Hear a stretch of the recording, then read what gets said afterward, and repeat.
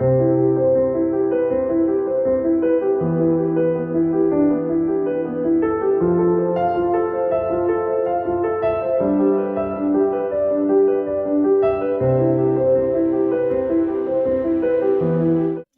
ने बहुत ही शानदार बिरयानी बनाई थी जो कि सबको ही बहुत पसंद आई थी। अम्मी ने बिल्कुल सही कहा था कि आशी के हाथ में बहुत जायका है। अम्मी, एक प्लेट भर के दें, मैंने सामने वाले घर में देनी है। अजहान की आवाज़ से गुमान चौंक के अपनी सोचों से बाहर आई। अरे हाँ अजहान, मैंने भी सुना था कि सामने वाले घर में 2 लड़के रह रहे हैं। कैसे हैं वो लोग? मेरा मतलब खुदा जाने उनका ताल्लुक किस तरह की फैमिली से हो और अकेले क्यों रहते हैं। अम्मी की बात पे अजहान ने एक नज़र एहसान को देखा, फिर बोला, अम्मी वो लोग बहुत सुलझे हुए इंसान हैं, पढ़े लिखे और महज़ब से लड़के हैं दोनों। मैं और एहसान काफ़ी बार मिल चुके हैं उनसे। अजहान के जवाब पर अम्मी की तसल्ली हुई थी, जबकि गुमान ने सोचा, मेरा भाई कितना अच्छा समझ रहा है उनको, और वो इनके बारे में कितनी फजूल बातें कर रहा था, बदतमीज़। अम्मी ने अजहान को प्लेट में बिरयानी डाल के दी तो वो सामने वालों के घर देने चला गया।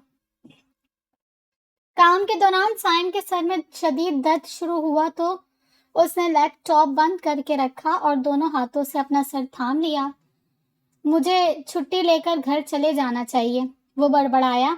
उसने अपनी फाइल्स दराज में रखी, लैपटॉप उठा के बैग में डाला, अपने साथी वर्कर को अपनी तबीयत खराबी का बता के बाहर निकल आया। सर दर्द की वजह से वो आहिस्ता आहिस्ता ड्राइव कर रहा था जब उसे अचानक सामने से वही बदतमीज लड़की आती दिखाई दी जिससे उस दिन लड़ाई हुई थी। साइम ने उसे नज़रअंदाज करना चाहा, लेकिन उसे कुछ गैर मामूली एहसास हुआ था। उसने अब के ज़रा गौर से उस लड़की को देखा। वो भागने के स्टाइल में चल रही थी और उसके पीछे 3 लड़के चल रहे थे। साइम को गौर करते ही पता चल गया था कि वो लड़के जानबूझ के उस लड़की के पीछे चल रहे हैं। उनमें से एक लड़का अचानक उस लड़की के आगे आ गया था। वो लड़की बामुश्किल अपने आप को रोक पाई थी उससे टकराने से। रुकते ही उस लड़की ने उल्टा हाथ घुमा के अपने सामने मौजूद लड़के के मुंह पर मारा था और वहां से भागने ही लगी थी जब बाकी 2 लड़कों ने उसे दाईं बाईं से पकड़ा और खींच के मुखालिफ सिमत की तरफ ले जाने लगे। वो लड़की खुद को छुड़वाने के लिए बुरी तरह मचल रही थी, लेकिन ज़्यादा ताकत बहरहाल लड़कों में थी, जिसकी वजह से वो आसानी से उसे ज़बरदस्ती धकेलते हुए ले जा रहे थे। ये सब चंद ही मिनटों में हुआ था। साइम ने यकदम कार की स्पीड फुल कर दी और ब्रेक तब लगाए जब कार उन लड़कों के बिल्कुल करीब पहुंची। वो सब ठिठक के रुके थे, जबकि उस लड़की की आंखों में शनासाई के रंग उभरे थे। गुमान ने सोचा था कि पहला 1 हफ्ता वो रेगुलर जाएगी और फिर बाकी क्लासेस ऑनलाइन लेगी। अम्मी, अजहान भाई किधर हैं? वो अजहान के रूम में भी देख आई थी, लेकिन अजहान उसे कहीं नज़र नहीं आया था। वो तो ऑफिस चला गया है, तुम क्यों पूछ रही हो? अम्मी ने जवाबन सवाल किया। मुझे कॉलेज तो ड्रॉप कर जाते, अब मैं अकेली कैसे जाऊंगी? फारिया ने तो जाने से इनकार कर दिया है, ऑनलाइन ही पढ़ेगी वो। गुमान सोच रही थी अब कैसे जाएगी, तभी उसे एहसान सीढ़ियाँ उतरता नजर आया। एहसान भाई, प्लीज़ मुझे कॉलेज ड्रॉप करते जाएं। उसके मुल्तजी अंदाज पे एहसान ने इस बात में सर हिलाया तो वो कुछ पुरसुकून हुई। आ जाओ गुमान। थोड़ी देर बाद एहसान उसे अपने पीछे आने का इशारा करके आगे बढ़ गया। गुमान जब बाहर आई तो वो गाड़ी स्टार्ट कर चुका था। उसके वहां आते ही एहसान ने अंदर से ही कार का दरवाज़ा खोला तो उसने साइड सीट पर बैठ के दरवाज़ा खुद ही बंद कर दिया। तुम रेगुलर पढ़ोगी? एहसान ने गाड़ी मेन रोड की तरफ लाते हुए पूछा। नहीं, मेरा इरादा है कि बस पहला 1 हफ्ता जाऊं, फिर फारी की तरह घर में ही पढ़ लूंगी। उसके जवाब पर एहसान ने अच्छा के अंदाज में सर हिलाया। थोड़ी देर बाद ही वो कॉलेज के सामने गाड़ी रोक चुका था। तुमने वापस कितने बजे आना है? वो गाड़ी से उतर रही थी जब इस सवाल पर उसने मुड़कर एहसान को देखा। अभी तो मुझे बिल्कुल अंदाज़ा नहीं है कि कब तक फ्री होंगी मैं, लेकिन आप फिक्र ना करें, मैं जैसे ही फ्री होंगी अजहान भाई को फ़ोन कर लूँगी। एहसान ने उसका जवाब सुनकर मुतमईन अंदाज में सर हिलाया और खुदा हाफिज़ بول کے اس کے اترتے ہی گاڑی بھگا لے گیا۔ وہ اس کالج میں کسی کو بھی نہیں جانتی تھی، اس لیے جی بھر کے بور ہو رہی تھی۔ اس سے تو اچھا تھا میں گھر میں ہی رہ کے سو جاتی، وہ افسوس سے سوچ رہی تھی۔ مشکل سے اس نے 3 پیریڈ لیے تھے اور پھر کالج سے باہر نکل آئی۔ وہ چلتے چلتے مین روڈ پر آ گئی تھی، لیکن اسے وہاں نہ کوئی ٹیکسی نظر آئی تھی نہ کوئی رکشہ۔ اذہان کو اس ٹائم فون کرنے کا مطلب تھا زبردست سی ڈانٹ۔ یہی سوچ کے وہ آگے ہی آگے چلتی جا رہی تھی، جب ایسے سیٹی کی آواز آئی۔ گمان نے چونک کے پیچھے دیکھا۔ وہ 3 لچے لفنگے لڑکے تھے جو لوفرانہ انداز میں سیٹیاں بجا رہے تھے۔ گمان نے فوراً اپنا چہرہ سیدھا کیا اور تیز تیز چلنا شروع ہو گئی۔ اسے اب احساس ہوا تھا کہ اکیلی گھر جانے کے لیے نکل کے اس نے کتنی بڑی غلطی کی تھی، لیکن اب کیا ہو سکتا تھا؟ وہ جتنا تیز چل سکتی تھی چل رہی تھی، اور پھر بالکل اچانک ایک لڑکا اس کے سامنے آ گیا۔ گمان نے لمحے کے 1000ویں حصے میں اپنے قدم کو بریک لگائے تھے اور کھینچ کے ایک تھپڑ اس لڑکے کے منہ پر مارا تھا۔ تھپڑ مارتے ہی وہ بھاگنا چاہتی تھی، لیکن باقی 2 لڑکوں نے اس کے بھاگنے کی کوشش کو ناکام بنا دیا۔ وہ لڑکے اب اس کو کھینچتے ہوئے لے جا رہے تھے۔ ان کے ارادے سے لگ رہا تھا وہ اب گمان کو جان سے مار کے ہی دم لیں گے۔ گمان کی آنکھوں سے آنسو رواں ہو چکے تھے۔ وہ مسلسل رو رہی تھی اور تبھی اس نے آسمان کی طرف دیکھا۔ اس کے دل کے نہا خانوں سے آواز نکلی تھی، یا اللہ مدد! تبھی اچانک فضا کار کے ٹائروں کے رکنے کی تیز آواز سے گونج اٹھی۔ وہ کار عین ان کے سامنے آ کے رکی تھی۔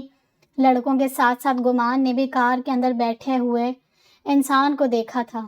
مدد آ چکی تھی اور وہ ایک لمحے میں پہچان گئی تھی کہ یہ وہی ہمسایہ ہے۔ سائم 1 منٹ میں کار کا دروازہ کھول کے باہر نکل آیا۔ کیا ہو رہا ہے یہ؟ وہ خالصاً اپنے فیلڈ والے لہجے میں بولا تھا۔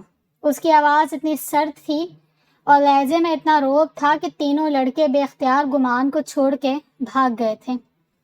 ان لڑکوں کے ایک دم چھوڑنے کی وجہ سے وہ اپنا توازن قائم نہیں رکھ پائی تھی اور دھڑام سے زمین بوس ہوئی تھی۔ اوپر سے ہمسایہ سر پر ہی تو کھڑا تھا۔ گمان کو اتنی شرمندگی اپنے اغوا کی نہیں ہوئی تھی جتنی اس کے سامنے گرنے سے ہوئی تھی۔ او، آپ ٹھیک ہیں؟ وہ آگے بڑھا۔ جی ٹھیک ہوں۔ وہ اٹھ کے کھڑے ہونے کی کوشش میں دوبارہ گرنے والی تھی جب سائم نے اپنا ہاتھ آگے بڑھایا تھا۔ گمان نے ایک نظر اسے دیکھا، پھر اس کا ہاتھ پکڑ کے چلنا شروع کیا۔ گاڑی تک آتے ہوئے وہ اس کے چہرے کے تاثرات کا اندازہ لگانے کی کوشش کر رہی تھی، لیکن اس کا چہرہ بے تاثر تھا۔ گاڑی میں بیٹھنے تک گمان کو اپنے پیر میں شدید درد کا احساس ہو چکا تھا۔ شاید نہیں، یقیناً اس کے ایک پاؤں میں موچ آ گئی تھی۔ آئی تھنک آپ کے پاؤں میں موچ آ گئی ہے۔ وہ گاڑی فل سپیڈ میں چلا رہا تھا۔ مجھے بہت درد ہو رہا ہے پیر میں۔ گمان کی بات پہ اس نے ایک نظر اسے دیکھا۔ ڈونٹ وری، بس آ گیا ہاسپٹل۔ وہ اسے تسلی دے رہا تھا۔ کچھ دیر بعد ہی وہ ہاسپٹل پہنچ چکے تھے اور ڈاکٹر نے اس کے پیر کا معائنہ کر کے بینڈیج بھی کر دی تھی۔ اب وہ پھر محو سفر تھے۔ گمان نے کنکھیوں سے اس کا چہرہ دیکھا۔ وہ بلا کا خوبصورت تھا اور اسی حساب سے مغرور بھی تھا۔ اس کے چہرے کو دیکھ کے کوئی بھی انسان یہ اندازہ نہیں لگا سکتا تھا کہ وہ سارے جہان کا درد ہمارے جگر میں ہے ٹائپ بندہ ہو سکتا ہے، لیکن اس کا دل واقعی بہت حساس تھا۔ اس نے پورے راستے میں ایک بار بھی پچھلی ملاقات کا نہ حوالہ دیا تھا نہ تانا۔ وہ ایسے بیہیو کر رہا تھا جیسے آج سے پہلے کبھی گمان کو دیکھا ہی نہ ہو، اور گمان کی حالت یہ تھی کہ تم نہیں تو کچھ بھی نہیں۔ وہ ایک دم بریک لگنے کی وجہ سے واپس ہوش کی دنیا میں آئی تھی۔ گھر آ چکا تھا۔ آپ خود اندر تک چلی جائیں گی یا میں بلا دوں کسی کو؟ وہ اتنے نرم لہجے میں بولتا ہوا بالکل مختلف سائم لگ رہا تھا۔ نہیں، مجھ سے تو پاؤں بالکل بھی ہلایا نہیں جا رہا۔ وہ اٹھنے کی کوشش کرنے کے بعد مایوسی سے بولی، اوکے آپ یہیں رہیں، میں کسی کو بلاتا ہوں اندر سے۔ اس نے گیٹ کی طرف بڑھ کر بیل بجائی۔ کون ہے؟ اندر سے نسوانی آواز ابھری۔ آپ کا پڑوسی۔ سائم نے پڑوسی کہہ کے ہی جان چھڑائی۔ گیٹ کھول کے فاریہ نے باہر جھانکا تو اسے حیرت کا شدید جھٹکا لگا تھا۔ وہ سیدھے منہ بات نہیں کرتا تھا، وہ اب دروازے پہ کھڑا تھا۔ جی فرمائیں، وہ بغور اسے دیکھتے ہوئے بولی۔ آپ کی بہن میری گاڑی میں موجود ہے اور ان کا پاؤں فی الحال ٹھیک نہیں، آپ انہیں سہارا دے کے گھر کے اندر لے جائیں۔ وہ اس کے منہ سے یہ بات سن کے بے اختیار اس کی گاڑی کی طرف آئی تھی اور اندر گمان کو بیٹھا دیکھ کے بھونچکی رہ گئی تھی۔ گمان، تم یہاں کیسے؟ فاریہ کا منہ حیرت سے کھلا ہوا تھا۔ انویسٹیگیشن بعد میں کر لینا، پہلے ہاتھ پکڑ کے نکالو مجھے گاڑی سے۔ فاریہ نے اسے سہارا دیا اور اپنے گھر کے گیٹ تک لے آئی۔ وہ وہیں کھڑا تھا۔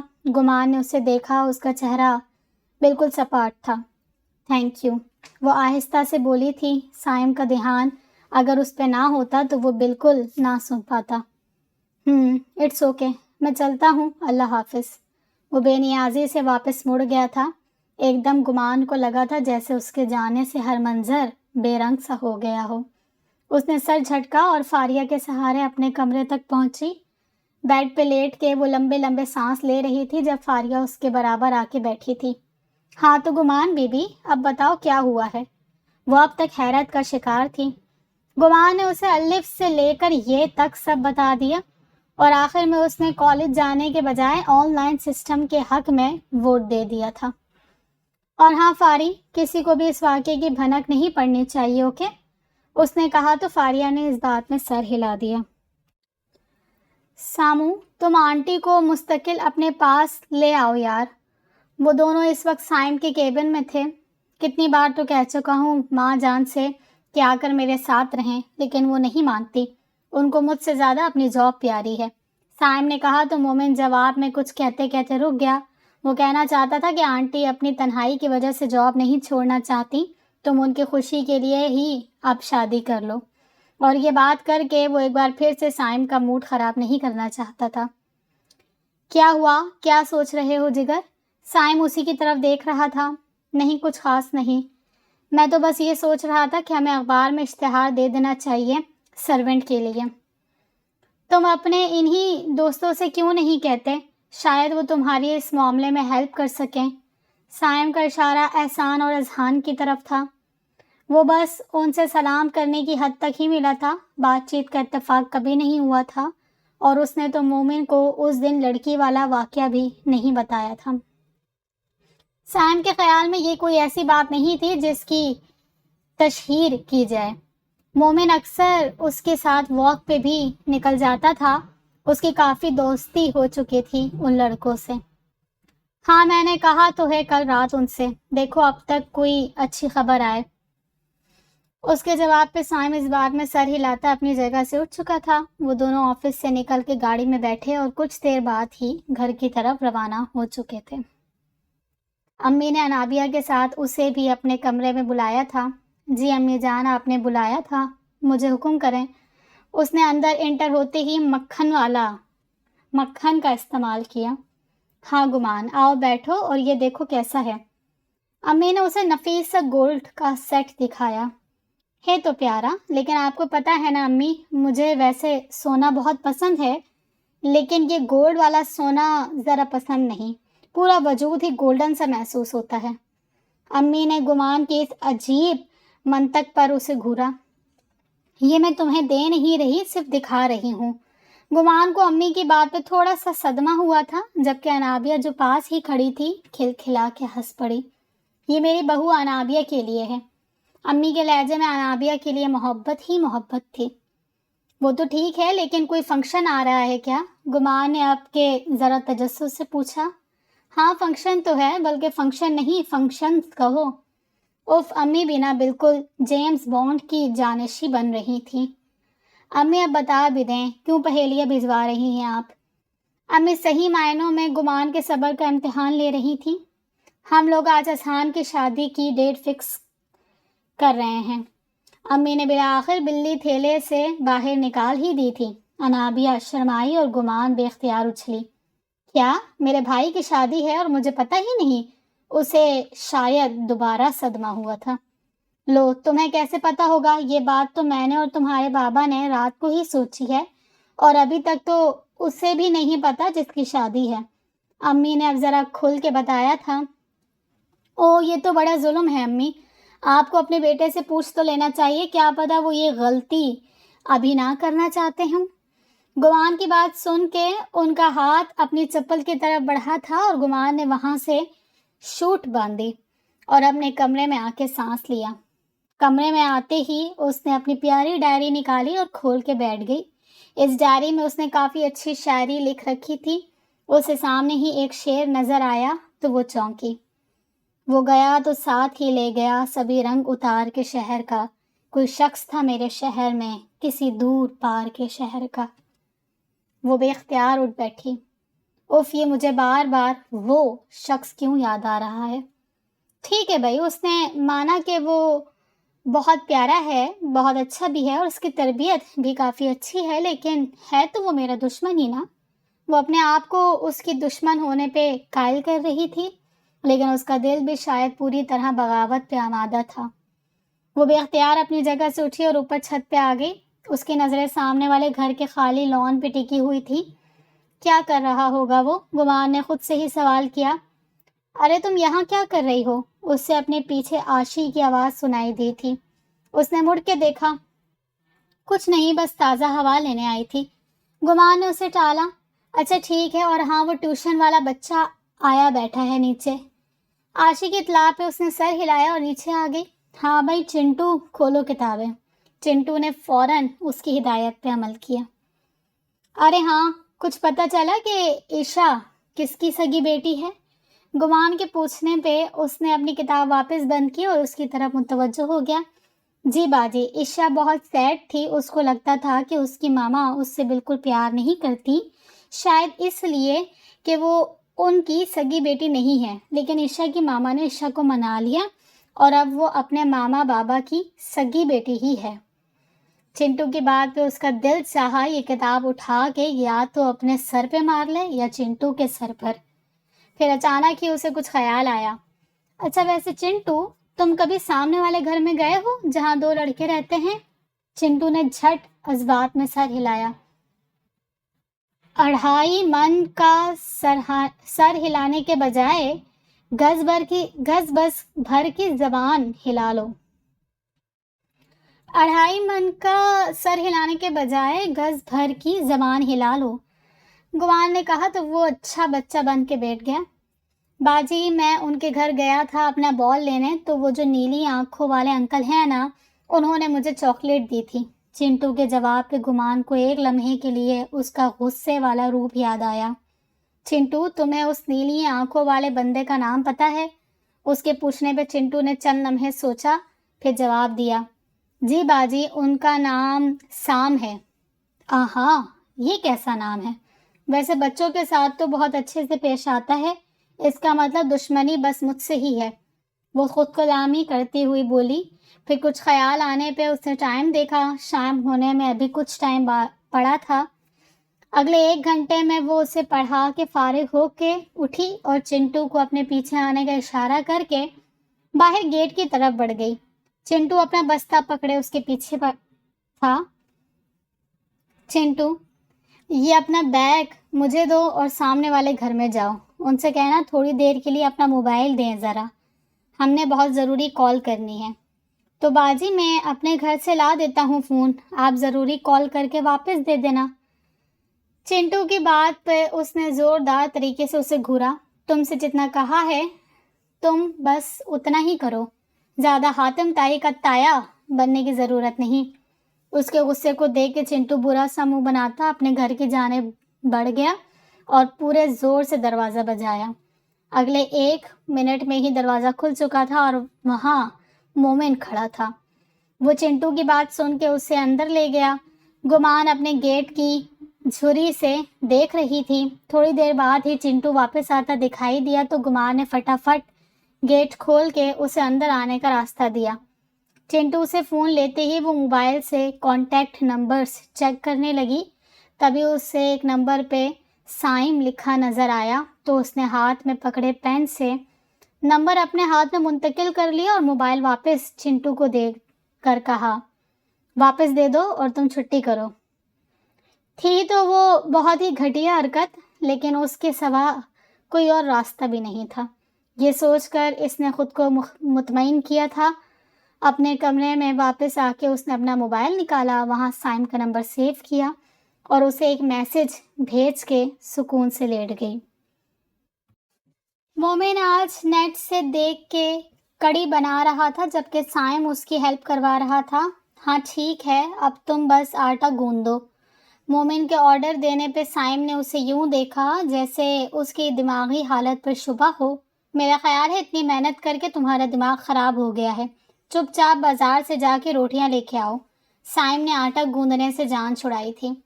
نہیں، میرا معدہ اب مزید باہر کی سخت روٹی نہیں سہ سکتا۔ تم آٹا ڈالو اس برتن میں اور پانی بھرو، میں بتاتا جاؤں گا، تم عمل کرتے جانا۔ سائم نے بے اختیار ایک طویل سانس لیا۔ باہر کی روٹی تو اسے بھی پسند نہیں تھی۔ اس نے آٹا گوندنے کی تیاری شروع کی۔ میں پکوڑے نہ بنا رہا ہوتا تو خود ہی آٹا گوندھ لیتا، تمہیں زحمت نہ دیتا۔ مومن نے اپنی مجبوری بتائی تو سائم نے محض سر ہلا دیا۔ اس کا سارا دھیان اس وقت اس چیز پہ تھا جو آٹا کم اور ملغوبہ زیادہ لگ رہا تھا۔ تبھی اس کے موبائل پہ دوبارہ میسج ٹون بجی تھی، لیکن وہ اتنا بزی تھا کہ فون کی طرف دھیان نہیں دے پا رہا تھا۔ اگلے 1 گھنٹے میں وہ لوگ کچن سے فری ہو کر باہر آ چکے تھے اور اب کھانا کھا رہے تھے۔ زبردست یار، کڑی تو تم نے کمال بنائی ہے، سائم نے ہمیشہ کی طرح سراہا۔ تھینک یو شہزادے۔ مومن بھی اپنی کاوش پہ خاصا خوش تھا۔ بس ذرا روٹیاں کچھ ٹھیک نہیں بنی تھیں، کہیں سے زیادہ ہی پتلی تو کہیں سے وافر موٹی، لیکن وہ صبر سے کھا رہے تھے کیونکہ اللہ صبر کرنے والوں کے ساتھ ہے۔ میں ذرا سامنے والوں کے گھر بھی دے آؤں کڑی، وہ لوگ بھی تو اتنی چیزیں بھجواتے رہے ہیں۔ مومن کی بات پہ اس نے اچھا کہا اور دوبارہ کھانے میں مصروف ہو گیا۔ کھانے سے فری ہو کر اور ہاتھ وغیرہ دھونے کے بعد وہ اپنے روم میں آ کے تسلی سے موبائل لے کے بیٹھ گیا۔ کسی اجان نمبر سے میسج تھا، دوسرا کمپنی کی طرف سے تھا۔ اس نے کمپنی کا میسج دیکھے بغیر ہی ڈیلیٹ کیا اور دوسرا میسج اوپن کیا تو وہ حد درجہ حیران ہوا تھا۔ عشق کو دیجیے جنون فروغ، درد سے درد کی دوا کیجیے۔ شعر کے بعد لاسٹ پہ فرام گمان لکھا ہوا تھا۔ یہ گمان کون ہے؟ وہ بڑبڑایا۔ تبھی اسی نمبر سے ایک اور میسج وصول ہوا۔ آپ برہم ہی صحیح بات تو کر لیں ہم سے، کچھ نہ کہنے سے محبت کا گماں ہوتا ہے۔ یہ میسج پڑھ کے اس نے فوراً اس نمبر پہ کال کی تھی۔ کال جاتے ہی فوراً اٹینڈ ہوئی۔ السلام علیکم، کیسے ہیں آپ؟ دوسری طرف سے وہ خوشگوار لہجے میں بولی تھی اور اس کی آواز سائم 1 منٹ میں پہچان چکا تھا اور اسے جی بھر کے کوفت ہوئی تھی۔ وعلیکم السلام، آپ کے پاس میرا سیل نمبر کیسے آیا؟ وہ سب سے پہلے یہی جاننا چاہتا تھا۔ جہاں چاہ ہو وہاں راہ تو بن ہی جاتی ہے، گمان مسکرائی۔ مجھے لگا تھا آپ میں کچھ شرم و حیا ہوگی، لیکن آپ کی اس حرکت نے ثابت کر دیا ہے کہ میں غلط تھا۔ آپ کو اپنی عزت کا لحاظ نہیں تو کم از کم اپنے ماں باپ کی عزت کا ہی خیال کر لیتی۔ مجھے نفرت ہے تم جیسی لڑکیوں سے۔ نیکسٹ ٹائم مجھے کسی بھی قسم کا میسج مت کرنا۔ اس کے بے باک انداز پہ سائم کا ضبط جواب دے گیا تھا۔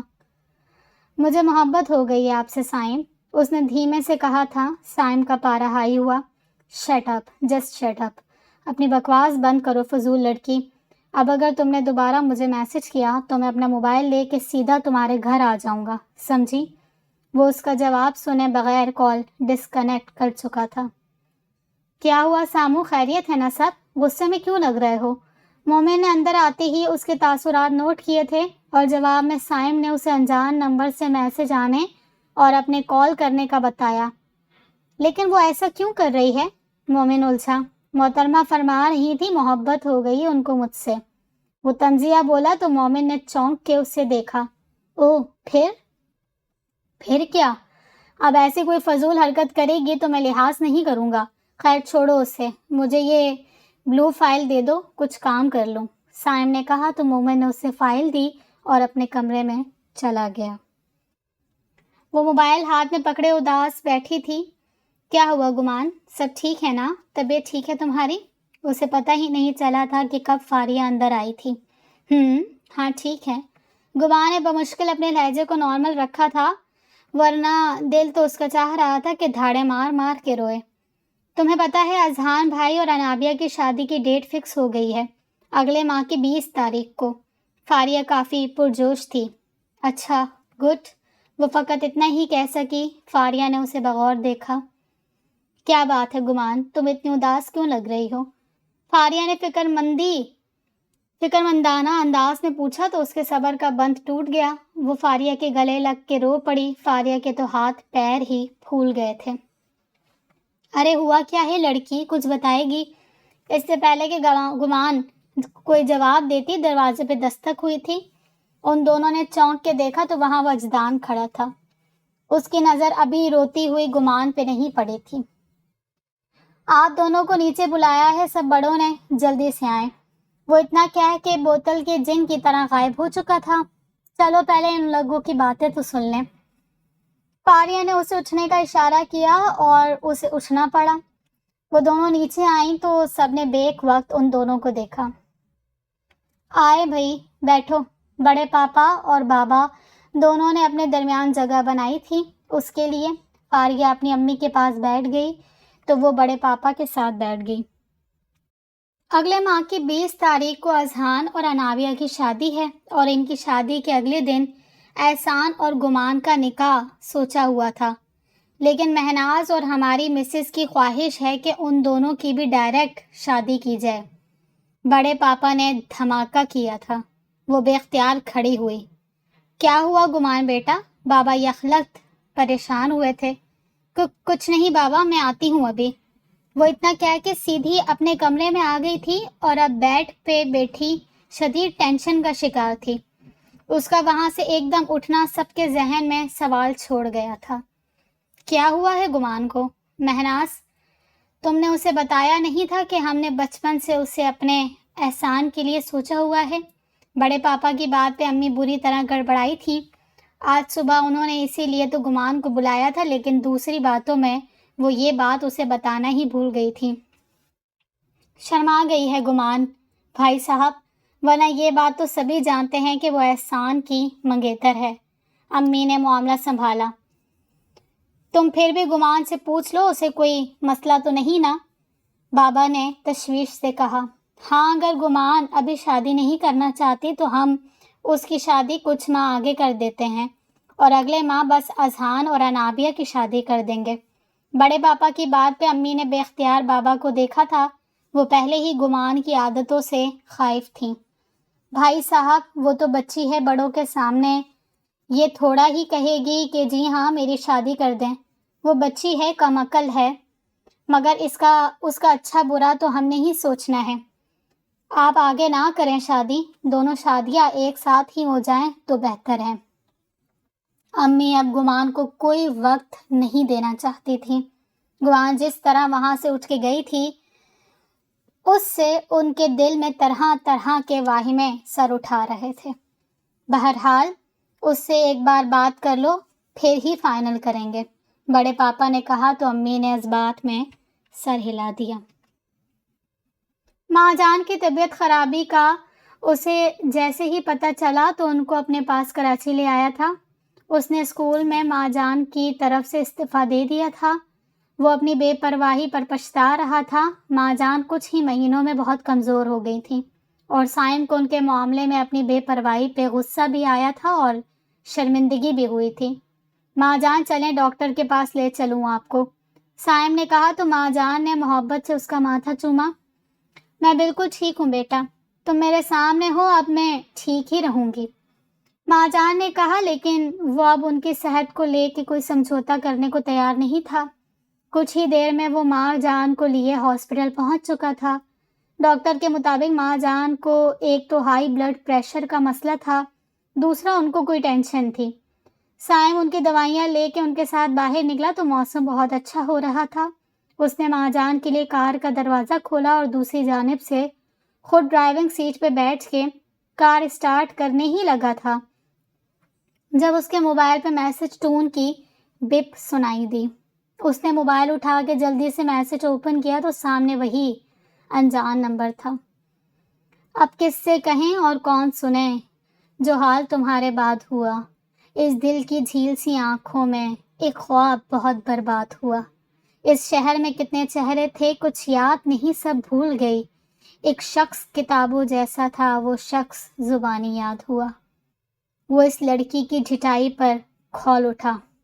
عجیب سرپھری لڑکی ہے۔ کیا ہوا سائم؟ ماں جان کا دھیان اسی پہ تھا۔ وہ چونکا۔ کچھ نہیں ماں جان۔ اس نے موبائل واپس رکھا اور گاڑی سٹارٹ کر دی۔ پتہ نہیں اس لڑکی کو تھوڑی سی بھی عقل کیوں نہیں ہے، نہ اپنی عزت کا احساس ہے۔ بیوقوف لڑکی، کسی دن اپنا نقصان کروا لے گی۔ وہ یہی سوچتا ہوا گھر پہنچ گیا۔ ماں جان کو ان کے کمرے میں چھوڑ کے سیدھا کچن میں آیا۔ فریج میں 2-3 سالن پڑے تھے، اس نے وہیں گرم کرنے شروع کیے۔ تھوڑی دیر میں مومن بھی گھر آ گیا۔ اس نے آتے ہی روٹیاں بنائی۔ ماں جان باہر کا کھانا نہیں کھاتی تھیں، اس لیے اس نے باہر سے کچھ کھا لیا، کچھ لیا بھی نہیں تھا۔ کھانا کھانے کے بعد وہ ماں جان کو ان کے روم میں چھوڑ کے واپس اپنے روم میں آیا۔ آرام سے بیڈ پہ بیٹھ کے وہ سوچ رہا تھا کہ آخر ماں جان کو کس بات کی ٹینشن ہے؟ کیا اس کے شادی نہ کرنے کی وجہ سے؟ اس نے سر جھٹکا اور اپنا موبائل ہاتھ میں پکڑا ہی تھا جب میسج موصول ہوا۔ مجھے کیوں روکتے ہو اس کی پوجا سے؟ اسے کیوں نہیں کہتے کہ دیوتا نہ لگے؟ پہلے اس کا دل چاہا کہ اپنا موبائل لے کے اپنے کہے کے مطابق فوراً ان کے گھر جائے۔ وہ اٹھا بھی، لیکن پھر اس نے ماں جان کی طبیعت کا سوچا تو ارادہ کینسل کر کے واپس بیٹھ گیا۔ اب اس نمبر سے کال آ رہی تھی۔ سائم نے چند لمحے گہرے سانس لیے اور پھر کال اٹھا لی۔ شکر ہے آپ نے کال تو اٹھائی، وہ بولی۔ اس کا لہجہ کافی بوجھل سے تھا۔ میں نے تمہیں آرام سے منع کیا تھا کہ مجھے میسج مت کرنا، لیکن تم باز نہیں آئی، اور کتنا گرو گی تم میری نظروں سے؟ وہ پرسکون انداز میں پوچھ رہا تھا۔ مجھے آپ سے ملنا ہے ابھی۔ گمان کی بات نے اس کا سکون درہم برہم کیا۔ مجھے تم سے نہ ملنا ہے نہ تم سے کوئی بات کرنی ہے، میری طرف سے بھاڑ میں جاؤ، وہ غصیلے لہجے میں بولا تو جواب میں وہ چند لمحے چپ رہی۔ میں آپ سے بہت محبت کرتی ہوں سائم، میں اتنی بری نہیں جتنی آپ سمجھتے ہیں۔ اس کی آواز نم تھی۔ محترمہ، میں تمہیں کچھ سمجھتا ہی نہیں، بلکہ مجھے تو یہ سمجھ نہیں آتی کہ تم اتنی ڈھیٹ کیوں ہو، کس مٹی کی بنی ہو۔ تمہیں سمجھ کیوں نہیں آتا کہ نفرت کرتا ہوں میں تم سے، تمہارے نام سے بھی بیزاری محسوس ہوتی ہے مجھے۔ تم جیسی بیہودہ لڑکی جس کو نہ اپنی عزت کی پرواہ نہ اپنے والدین کی عزت کو کچھ سمجھتی ہو، تمہاری جیسی لوس کیریکٹر لڑکی اس قابل نہیں کہ کسی شریف انسان کی زندگی میں آئے، سمجھی تم؟ اب اگر ذرا بھی غیرت ہے نا تو ڈوب کے مر جانا میری بلا سے۔ نان سینس۔ وہ زہر اگل کے موبائل آف کر چکا تھا۔ وہ موبائل ہاتھ میں لیے کاٹو تو بدن میں لہو نہیں کی عملی تفسیر بنی ساکت بیٹھی تھی۔ سائم کا ایک ایک لفظ اسے اپنی اوقات بتا گیا تھا۔ وہ اس شخص کی نظروں میں ایک بد کردار لڑکی تھی۔ کیا واقعی وہ اس قابل نہیں تھی کہ کوئی شریف انسان اس سے شادی کرتا؟ اس کی آنکھ سے آنسو ٹپکا۔ اتنی نفرت کرتا ہے وہ مجھ سے تو میں کیوں پاگل ہوئے جا رہی ہوں اس کے پیچھے؟ وہ اب نیچے کارپیٹ پہ بیٹھی بے آواز رو رہی تھی۔ یہ یک طرفہ محبت اتنی تکلیف دہ کیوں دیتی ہوتی ہے؟ اس نے روتے ہوئے تقدیر سے سوال کیا۔ گمان، جب سے بڑوں نے شادی کی بات کی ہے تب سے تم چپ چپ سی ہو گئی ہو۔ کیا وجہ جان سکتی ہوں تمہاری؟ فاریہ کے پوچھنے پہ اس نے جھکا سر اٹھایا۔ میں ابھی اس بارے میں کوئی بات نہیں کرنا چاہتی Faria, please leave me alone. زیادہ انگریز بننے کی ضرورت نہیں، اصل بات بتاؤ، فاریہ نے ذرا روب سے کہا۔ اچھا، وجہ جاننا چاہتی ہو تو سنو، مجھے تمہارے بھائی سے کوئی شادی وادی نہیں کرنی، گمان نے پھٹ پڑنے والے لہجے میں کہا تو وہ طنزیہ ہنسی۔ اچھا، تو پھر کس سے کرنی ہے شادی وادی؟ اس سامنے گھر والے لڑکے سے؟ گمان کو شوق لگا، اس نے تو کسی کو بھی نہیں بتایا تھا اس کے بارے میں۔ اب کیا ہوا، چپ کیوں کر گئی ہو؟ یہ سوچ رہی ہو نا کہ مجھے کیسے پتہ چلا؟ جس دن تم مجھے کالج سے واپسی کا بتا رہی تھی نا، تب ہی مجھے شک ہو گیا تھا تم پہ، اور میرے شک پہ مہر تمہارے چھت کے چکروں نے لگائی تھی۔ فاریہ کے لہجے میں طنز کوچ کوچ کے بھرا ہوا تھا۔ ہاں تو اس میں غلط کیا ہے؟ اور ویسے بھی میں جس کو مرضی پسند کروں تمہیں کیا مسئلہ ہے؟ اب کے گمان بدلحاظی سے بولی تو وہ مسکرائی. مسئلہ تو مجھے ہے کیونکہ تم نے جس کو ریجیکٹ کیا ہے نا وہ میرا بھائی ہے. میں بھی انہیں بھائی ہی مانتی ہوں. ٹرسٹ می، اگر درمیان میں سائم کا وجود نہ بھی ہوتا میں تب بھی انکار ہی کرتی. میں نے ان کو ہمیشہ اذہان بھائی جیسا ہی سمجھا ہے. وہ میرے احسان بھائی ہیں فاریہ. پتہ نہیں بڑے ایسے فیصلے کیوں کرتے ہیں. گمان بے بسی سے بولی تو فاریہ نے سر جھٹکا. بہرحال میرا بھائی کوئی پروڈکٹ نہیں کہ تمہیں پسند نہ ہو تو تم اسے سائٹ پہ کر دو. تمہیں شادی نہیں کرنی تو خود جا کے انکار کرو، لیکن تم میں تو اتنی ہمت ہے ہی نہیں. فاریہ جان بوجھ کے اسے غصہ دلا رہی تھی تاکہ وہ اپنے لیے ایک کوشش کر لے. وہ فاریہ کے اشتعال دلانے پہ ایک دم اٹھی اور کمرے سے باہر نکل آئی. اسے امی سے بات کرنی تھی. ان کو بتانا تھا کہ وہ ہرگز احسان بھائی سے شادی نہیں کرنا چاہتی. وہ تیز قدموں سے چلتی سیڑھیوں کی طرف بڑھی تھی جب اسے احسان کے کمرے سے آواز آئی. وہ بے اختیار اس کے کمرے کے دروازے پہ آ کے رک گئی. وہ شاید فون پہ بات کر رہا تھا. کیوں نہ میں ڈائریکٹ احسان بھائی سے ہی بات کر لوں، آگے وہ خود ہی سنبھال لیں گے. وہ یہ سوچ کے دروازہ نوک کرنے ہی لگی تھی جب احسان کے منہ سے اپنا نام سن کے چونکی. تو یار مجھ سے خفا کیوں ہو رہی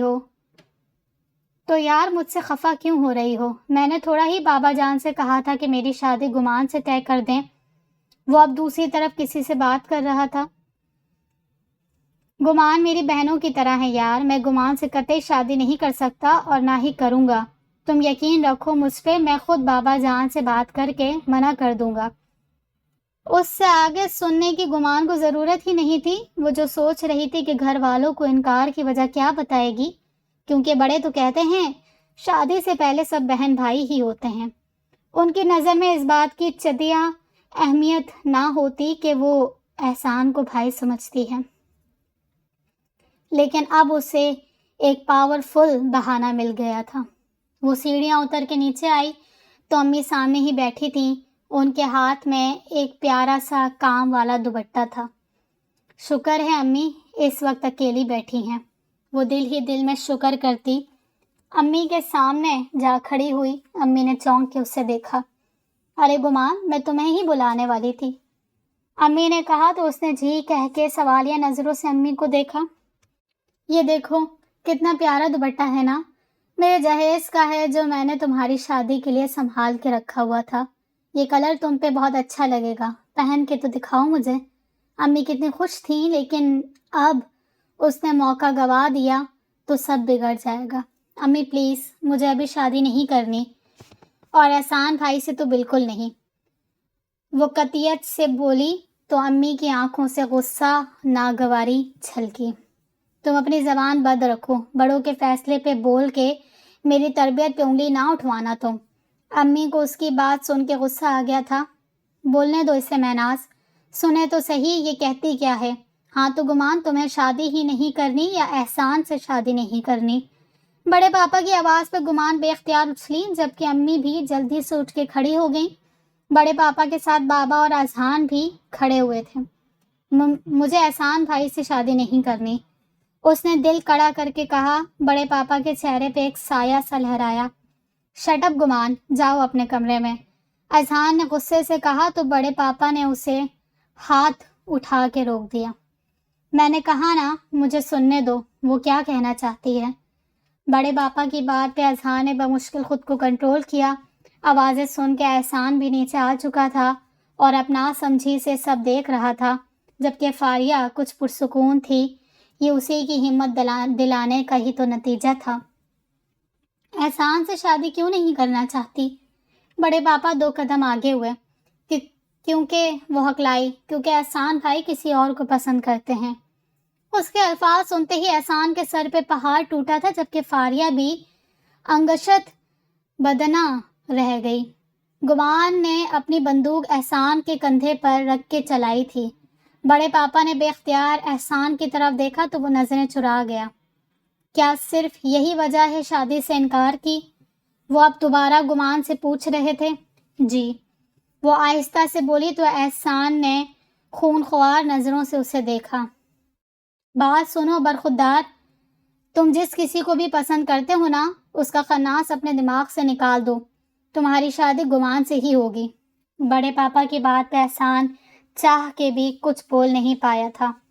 وقت کم ہے، تم اور مہناز آج کل میں شاپنگ کر آنا بازار سے، گمان اور انابیہ کے شادی کے جوڑے لے آنا، اور ہاں، اب ان فضول باتوں کو کوئی نہیں دہرائے گا۔ بڑے پاپا اپنا فیصلہ سنا کے جا چکے تھے، گمان اپنا یہ پوائنٹ بھی ہار چکی تھی۔ اس نے بابا کی طرف دیکھا لیکن بابا نے اسے نظر انداز کر دیا۔ وہ گمان کے اس طرح بولنے کی وجہ سے ناراض ہو چکے تھے۔ اس نے ایک نظر امی کو دیکھا، امی نے اسے دیکھ کے غصے سے منہ پھیرا تو وہ بجھے دل کے ساتھ سیڑھیوں کی طرف بڑھی۔ وہاں فاریہ کھڑی تھی، اس کی آنکھوں میں کیا نہیں تھا، غصہ، نفرت، قہر۔ وہ پلٹ کے انابیہ کے کمرے میں چلی گئی۔ گمان اپنے کمرے میں آئی تو اس کے ضبط کا بند بری طرح سے ٹوٹ گیا تھا۔ وہ اب بیٹھی زاروں قطار رو رہی تھی۔ سب اس سے ناراض ہو گئے تھے، اور اتنا تو گمان کو بھی پتا تھا کہ اب جب تک وہ ان کی مرضی سے احسان کے ساتھ شادی نہیں کر لے گی، ان میں سے کوئی اسے دیکھنا بھی پسند نہیں کرے گا۔